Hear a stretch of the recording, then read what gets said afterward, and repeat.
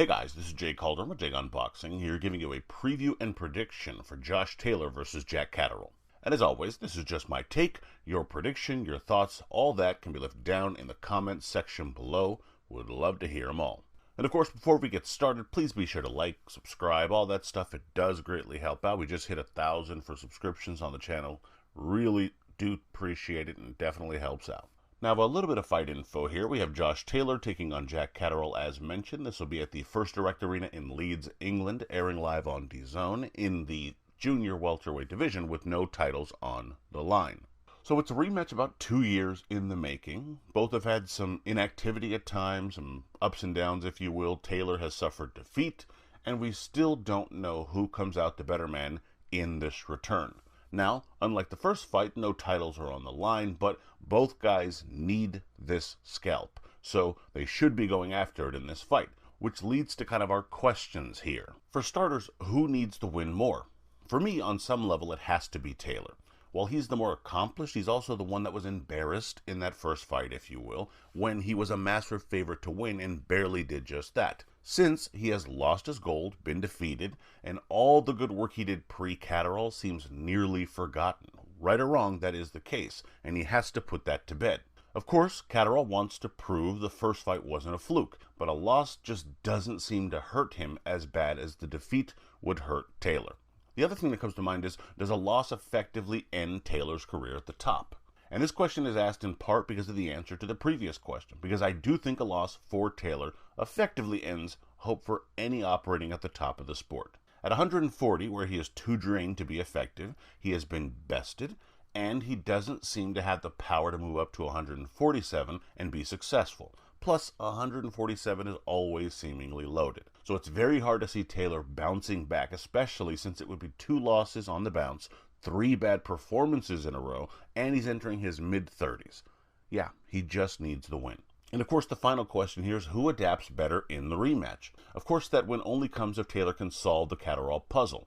Taylor is a bright fighter, but it does seem to me his weight struggles force him to be sluggish and thus forces him into fights that don't necessarily benefit him. Perhaps that makes Catteral more likely to improve upon his first performance. He might just have another gear to get to and be in better shape to do so.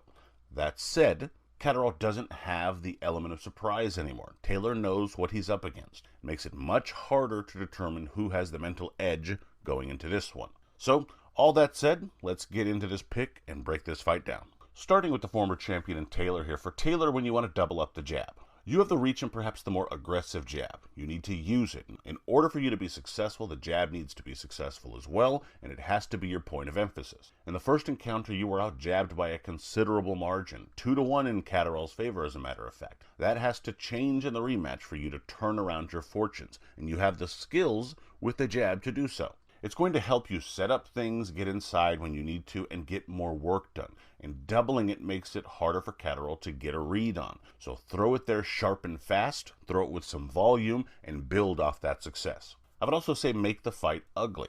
Catteral has a read on you, it seems. You want to switch that up. Trying to stay on the outside completely just gives him that look he sees coming. Instead, use that jab to get inside and make the fight ugly. Once there, use your size. Push him back, attack his body, make sure you keep busy and don't let him breathe. Again, it doesn't have to look pretty. It just has to be effective in making it a fight more than a boxing match.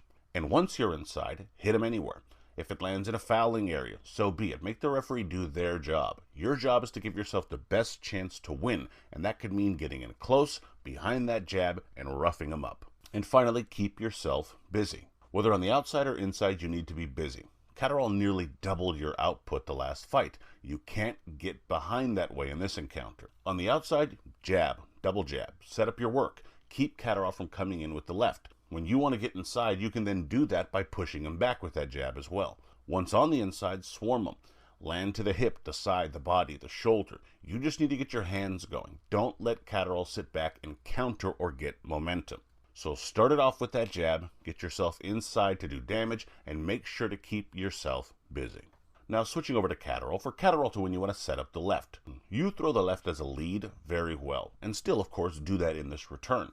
However, setting it up with a well-timed and quick jab or even a feint will make it all the more effective. And of course, throw off Taylor from what you might have done a bit of in that first fight. When you feint with it, it forces Taylor to react, and he reacted big in that first encounter. Once you get those reads, you can build the rest of your offense around how he is anticipating those feints. It makes the left much easier to get home and more effective. And you did a great job out-jabbing Taylor in the initial bout. Again, it's something that you should carry into the return.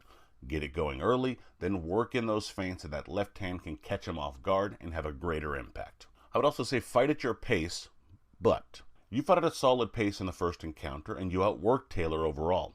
However, you did die down a bit in those middle frames, possibly giving the judges a bit too much of a chance to give the fight to the other guy.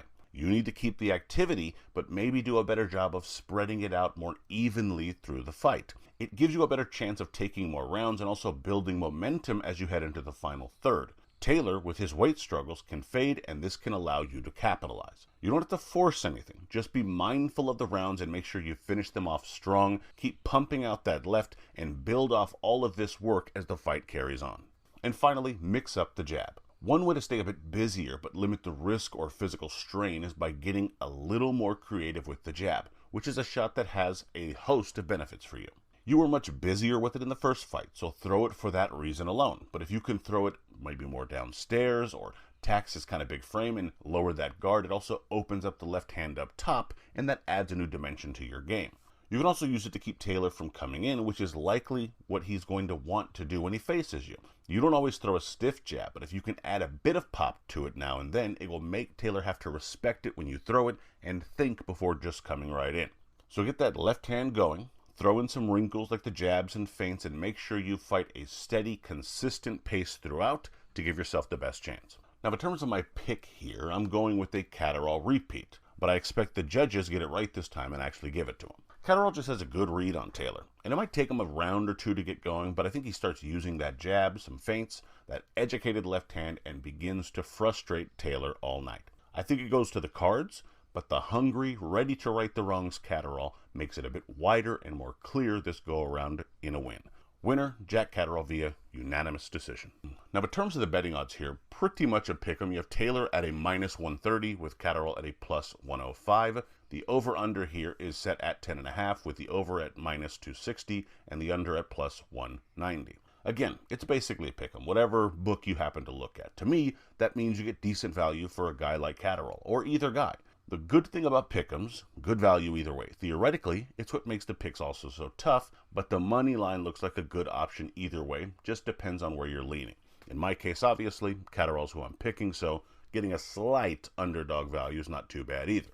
The over is also attractive to me. I don't see either guy stopping the other, so getting 2.5 to 1 in a high-level fight isn't anything to scoff at. It's relatively safe money, in my opinion. Can definitely be wrong there, but that was something that I might look at as well. But in any event, those are your odds. And my prediction record as of this recording is 29-9 with 14 exact. But let me know your thoughts, your bets, your picks, all that good stuff down in the comments. And of course, please be sure to like, comment, share, subscribe, and follow, and check out all the social medias here. And be sure to visit JAYONBOXING.com for schedule, results, betting odds, grades, rankings, and more. And as always, until next time.